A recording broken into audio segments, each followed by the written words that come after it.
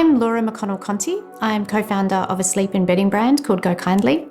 I am an open water swimmer, a long distance motorbike rider. I have a very quirky, funny little 6-year-old. And I'm also a survivor of a cult known as the Truth 2x2s, where I experienced abuse.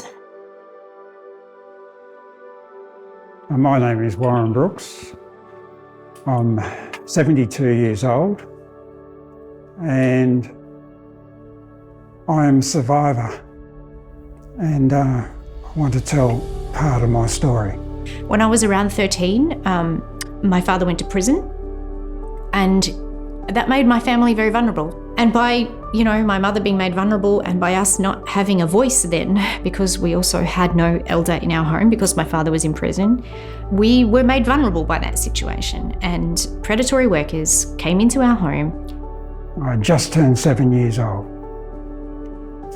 I realised that something dreadful was happening when you see boys coming back.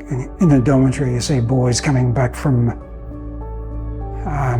back into their bunk, and then they'd be sobbing for hours. And you just realise that something is dreadfully wrong.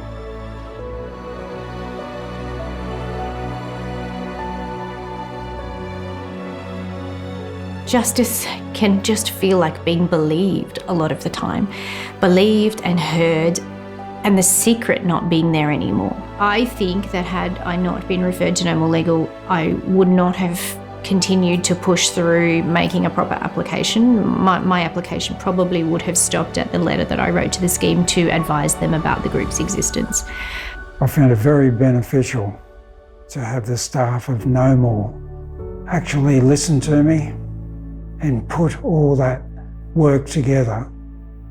It took me something like about 6 months just to write my application, and having that done by No More was a real relief to me. This whole journey has been good for me because the major thing that I didn't have, that I lost when I was 11 years old, was emotions and love.